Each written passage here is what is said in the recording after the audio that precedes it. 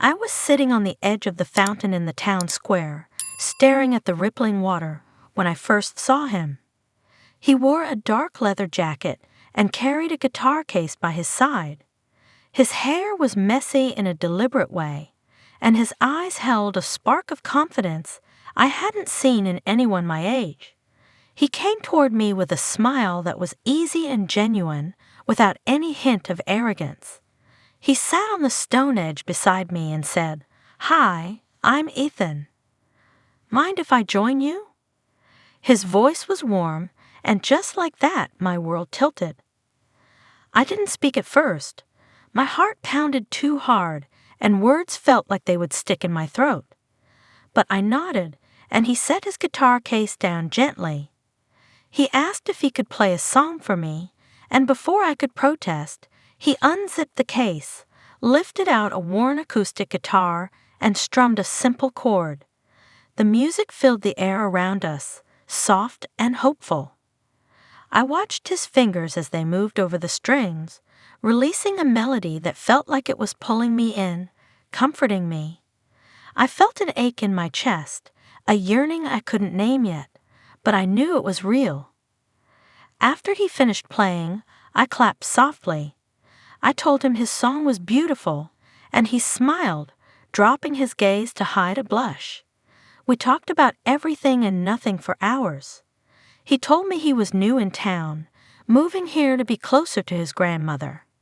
I told him I worked part-time at the small bookshop across the street from the square. We discovered that we both loved rainy afternoons, old movies, and homemade pizza. I felt an instant connection, as though I'd known him forever. When he finally had to leave, he leaned in and gently placed his hand on mine. "Can I see you again?" he asked softly. My heart fluttered, and I nodded so quickly he laughed, his eyes shining. That simple moment felt like the first page of a new story. Over the next few days, Ethan and I met every afternoon. Sometimes he would find me reading by the fountain, and sometimes I would bump into him on my way to work. He always had his guitar with him, and he would sing me little songs he made up on the spot. I found myself thinking about him constantly. His smile, his easy laugh, the way he looked at me like I was all that existed. We spent long evenings wandering the quiet streets, talking about dreams and fears. I felt cherished in a way I never had before. As the weeks passed, our friendship deepened into something I couldn't ignore. We began to hold hands as we walked, and we shared shy kisses under the glow of the streetlights. When he kissed me for the first time, outside the bookstore, I felt electricity surge through me, an energy that made everything else fade away. With him, I laughed more, smiled more, and felt the kind of joy I thought only existed in stories. I began to believe that this new love was something rare, something perfect. By the time autumn leaves turned gold and red, I knew I loved him. One early October evening, he took me to a quiet hill overlooking the town. He had strung small paper lanterns between the trees, and their warm glow flickered in the cool breeze. He knelt on one knee, his guitar resting against his leg, and looked up at me with those familiar, shimmering eyes. He spoke words that made my heart ache with happiness. "Mia, from the moment I met you, I knew you were special. I never believed in love at first sight until I saw you by the fountain. Would you be my girlfriend?" My hands trembled as tears filled my eyes, and I said yes in a voice so soft I barely recognized it. He slipped a simple silver ring onto my finger, and we kissed under the lantern light, feeling the world hush around us. For the next several months, we were inseparable. We went to high school together, walking in the halls with our fingers entwined. We studied for tests side by side at the library and shared lunches at our favorite cafe downtown. He wrote songs about me, scribbling lyrics on scraps of paper and reading them to me late at night. I helped him practice for open mic nights at a small coffee shop where he played his music. He called me his muse, and I called him my inspiration. Our love felt like a warm blanket that wrapped around me, comforting and unbreakable. One chilly December afternoon, 2 weeks before winter break, Ethan surprised me with a homemade scrapbook. Each page held photos of us, laughing at a rainy day in the park, walking in the city lights, sharing a sundae at an ice cream parlor. He had carefully written captions beneath each picture, describing how much those moments meant to him. I felt tears of joy sting my eyes as I turned the pages. When I finished, I looked at him with gratitude and said, "This is the most beautiful thing anyone has ever given me." He slid his arms around me and whispered, "I want you to know how much I love you, every single day." That night, we lay on my bed, the scrapbook between us, and made plans for the future, promises of staying together, dreaming of moving away to a bigger city, and building our lives side by side. But life is unpredictable. On Christmas Eve, just hours before our families would gather, Ethan received news that his father, whom I had never met, was in the hospital. His mother's voice trembled over the phone as she told him to come home at once. He looked at me with sorrow in his eyes and said, "I have to go. He needs me." I nodded, trying to be brave, telling him I would wait for him. We hugged tightly, and he whispered, "I'll be back as soon as I can. I promise." I watched him drive away into the snowy night, leaving me with a knot of worry in my heart. For days, I tried to keep my spirits up, convincing myself that everything would be fine. I called him every morning and night. He sounded tired, but he assured me his father was improving. He said he would come home after New Year's, once his father was stronger. I believed him. But as the new year dawned, my calls went unanswered. By mid-January, I received a text. "Mia, I can't keep doing this. I need space. I'm sorry." My world crumbled. I reread his words over and over, unable to understand. I heard nothing else from him. No phone call, no explanation, no apology beyond that text. I felt like someone had turned off all the light inside me. I sank into a deep sadness, skipping classes, skipping meals, skipping everything that felt joyful. My friends tried to reach out, but I pushed them away, unsure how to explain the emptiness I felt. Every time I passed the fountain where we had met, my heart ached so fiercely it felt like it might burst. I tried to call Ethan, text him, email him, anything to get closure, but his silence consumed me. I wondered if he regretted the scrapbook, if he pretended our love was real in the moment and then discarded me when things got hard. I felt used and betrayed, and I couldn't see any way forward. Weeks passed, and I began to wake up with a dull pain in my chest. One morning, I decided to stop mourning and face the truth. Ethan had broken me, and I had to find a way back to myself. I picked up my sketchbook, dusted it off, and scribbled words that poured straight out of me. "I trusted you. You walked away." I wrote pages of thoughts, confusion, anger, sorrow, all on paper. The act of writing released a small part of my pain, but the wound still throbbed. Then, one evening in late January, I went to the coffee shop near my work and saw him. He sat at a corner table, alone, eyes fixed on a steaming cup of coffee. My heart thundered so loudly I thought he might hear it. I tried to turn away, but I felt drawn to him like a magnet. My steps felt heavy as I walked toward him. When he looked up, I saw surprise and guilt in his eyes.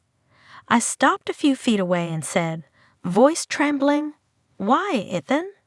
Why did you leave me without a word?" He closed his eyes and ran a hand through his hair. I saw my own sadness mirrored in his face, but his expression grew hardened as he answered, "I needed to sort things out with my family. I didn't want you to worry." I shook my head. "You ghosted me. You left me alone without any explanation." He sighed, looking defeated. "I know it was wrong, but I couldn't face telling you the truth." I pressed on. "What truth?" He pounded his fist softly on the table and said, "I was falling apart. My dad got worse, and I thought I needed to focus on him." I felt tears push behind my eyelids. "You could have called. You could have told me." He whispered, "I was afraid you'd hate me." I added quietly, "I hate how you treated me." He reached out, but I jerked back. I didn't want his touch. I just wanted my heart to stop aching. The next day, I told myself I would treat his betrayal as a turning point. Instead of letting it consume me, I would harness the pain and turn it into something that reminded me of my strength. I started spending time with friends again: Sarah, my childhood best friend, and Marcus, a kind classmate who always offered me a listening ear. I joined the art club at school, reading poetry at open mic nights and painting landscapes in watercolor. Each brushstroke, each poem I read aloud, felt like I was inching back to the person I used to be. But even as I breathed life into my passions, memories of Ethan haunted me. I saw his face in every crowd, every passerby, every song on the radio. I felt torn. Part of me yearned for him to apologize and restore what we had, while another part burned with anger at how easily he shattered my trust. I began writing him letters every night, pages of my sorrow and rage, never intending to send them. They were letters to hold my pain, to let my voice be heard when he couldn't hear it in person. I poured every ounce of heartbreak onto the page. One afternoon, I decided to visit my grandmother, who lived in a small cottage on the outskirts of town. She had always been a soft place for me to land. Her gentle presence and wise words guided me through childhood struggles. When I arrived, she greeted me with a warm hug and a cup of chamomile tea. I broke down, telling her everything. Meeting Ethan, falling in love, feeling safe, then wondering what I had done wrong when he disappeared. She nodded with silent understanding. When I finished, she placed her hands on mine and said, "My dear, sometimes people run from pain by hurting others first. But your worth is not measured by how they treat you. You deserve someone who faces you, not someone who flees." Her words struck me to the core. In that moment, I felt a shift inside. I decided I would not be defined by Ethan's betrayal or by the sadness that followed. I would choose a path of self-respect, of finding someone who respected me in return.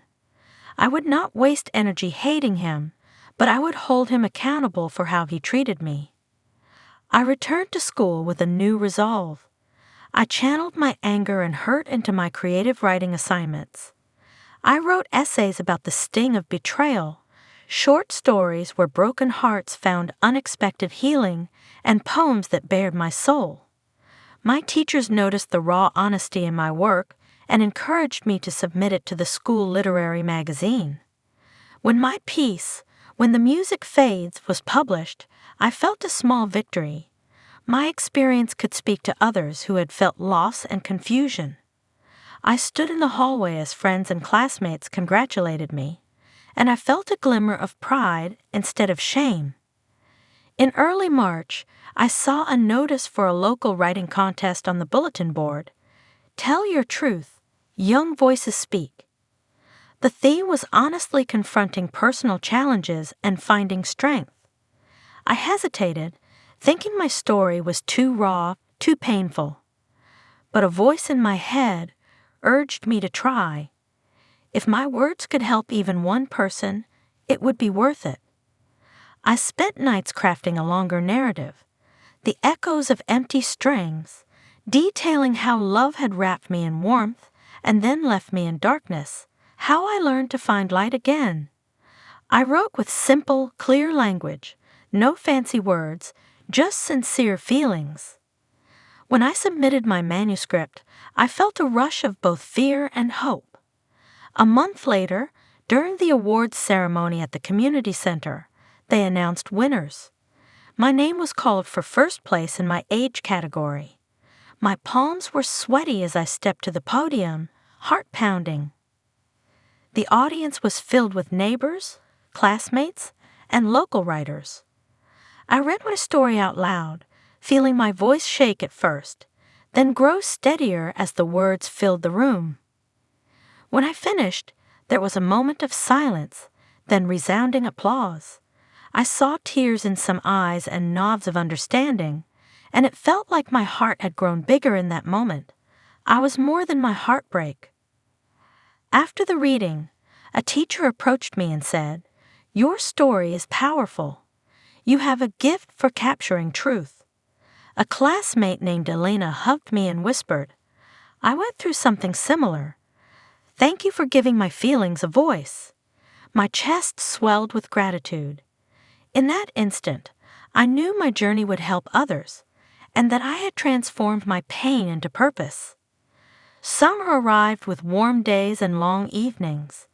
The memory of Ethan's betrayal no longer wrenched my heart daily. Instead, it lingered like a scar I could touch, but that no longer bled. I continued writing, volunteering, and painting. One day, as I walked through the town park, I noticed a group of kids gathered around a man playing guitar. His style and mannerisms reminded me of Ethan. He strummed a soft melody as children sang along. I paused, uncertain if I should turn and walk away or stay. When he noticed me, he offered a quick nod, but did not stop playing. I realized it was not him, it was someone else entirely. I closed my eyes, took a deep breath, and kept walking. I no longer needed reminders of what I had lost. In late June, a familiar name popped up on my phone. Ethan Carter. My heart fluttered, and for a moment I wondered if I should answer. The text read, "Mia, can we talk? I owe you an explanation." My body tensed, and I remembered the pain he caused me. I stared at the screen for minutes before hesitantly replying. "What do you want to say?" He texted back, "I made mistakes. I want to tell you why I disappeared. I saw that I could either dive back into old wounds or stand firm in my growth." After a long pause, I typed, "I'm listening. Tomorrow at 4 by the fountain." My finger hovered over the send button.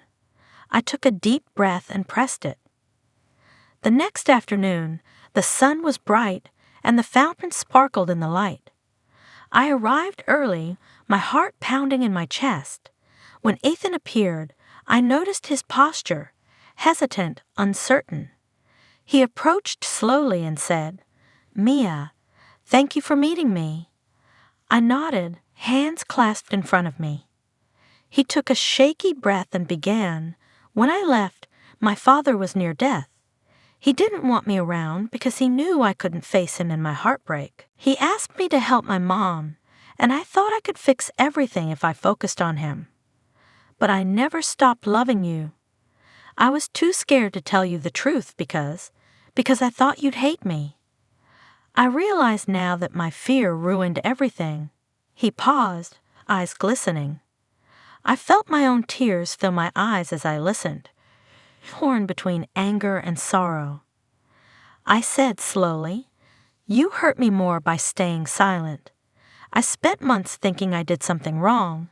I chased ghosts of your lies." He closed his eyes and whispered, "I know I owe you more than an explanation. I'm sorry doesn't feel enough." I took a shaky breath. "What else do you want?" He swallowed and said, "I want to make it right, if that's possible." I felt my chest tighten. "You can't undo what happened, Ethan." I'm not the same girl who gave you her heart by the fountain." He nodded, tears falling. "I understand. I just needed you to know the truth. Then I can walk away without holding you hostage in my mind." I studied him, his eyes full of remorse. I realized that even after his words, I didn't need him in my life. I whispered, "Thank you for telling me. I hope your father is doing better." He nodded, reached out, and then pulled back. We stood apart, tears in our eyes. He turned and walked away, leaving me by the fountain just as he had once come to me. But this time, I felt content rather than hollow. Over the next month, I settled into a new rhythm. I applied to a summer creative writing program at a nearby university, hoping to take my passion to the next level. I painted a large canvas of the fountain, the water reflecting sunlight as though it held hope instead of heartbreak. The painting reminded me of the moment Ethan and I first connected, only now it symbolized my own growth, not just our love. In mid-July, I traveled to the university for 2 weeks of workshops. I met other young writers who shared their own stories of heartbreak, loss, and recovery. Together, we practiced crafting narratives that held truth and empathy. One evening, our instructor asked us to read a piece to the group. I chose When the Music Fades, the story I wrote for the local contest. When I finished, I looked at the faces in the circle, some teared up, and some offered words of encouragement. The applause felt like a warm embrace. I knew then that my voice had power, that my story could touch others in profound ways. Returning home, I found a new sense of purpose. I decided to start a blog dedicated to young women dealing with romantic betrayal, calling it Heartstrings Reclaimed. I wrote posts about recognizing red flags, like ignoring a partner's sudden distance, about setting boundaries, about finding one's own passions again. I shared resources for counseling and for healthy coping strategies. I made sure to use simple language, wanting every reader to feel welcomed and understood, not intimidated by big, fancy words. Each time I published a new post, I shared it on social media. I received messages from girls who said things like, "Your post on rebuilding self-esteem helped me leave my toxic relationship," or, "I told my parents about my boyfriend's lies because of your words." Their gratitude warmed me, reminding me that my experiences could be a light in someone else's darkness. Every comment fueled my determination to keep writing and advocating for self-respect. In September, I began my final year of high school. Walking into the hallway with confidence, I felt a difference. I no longer feared whispers behind my back or wondered if I would spot Ethan's face. I carried myself with a quiet strength, a reminder that surviving heartbreak and betrayal made me resilient, not weak. In class, I began working on a novel about a girl who overcomes deception to find her own voice, my own story in fiction form. As fall colors returned to the trees, I received an unexpected letter in the mail. The return address read, Ethan Carter. My heart fluttered, and I hesitated before opening it. Inside was a handwritten note. Dear Maya, I am sorry I left so abruptly and caused you pain. Your strength in rebuilding your life has inspired me more than I can say. Thank you for letting me be honest, even if it hurt. I promise I have changed and learned from my mistakes. I'll always care about you and hope you find happiness. Ethan. Reading his words, I felt a wave of emotion, surprise, sadness, and a gentle warmth for the boy who once held my heart. I realized I had already forgiven him in my mind as soon as he walked away by the fountain. I carefully placed the letter on my desk, feeling neither hope nor bitterness, only acceptance. I closed my eyes and whispered, Thank you. That was enough for me. By December, I published my first full short story collection, After the Rain, containing 6 stories of characters who face betrayal and find their own paths to healing. I dedicated it to every heart that wondered if it could love again. The small printing press gave me a stack of copies which I sold at the local bookstore where I once worked part-time. The day I signed stacks for smiling readers, I felt a pride I had never known when I first walked by the fountain. Throughout the winter holidays, I stayed busy with family gatherings and my blog. I visited my grandmother often, bringing her homemade cookies and recounting my writing successes. She would smile and say, "You have transformed your pain into something beautiful."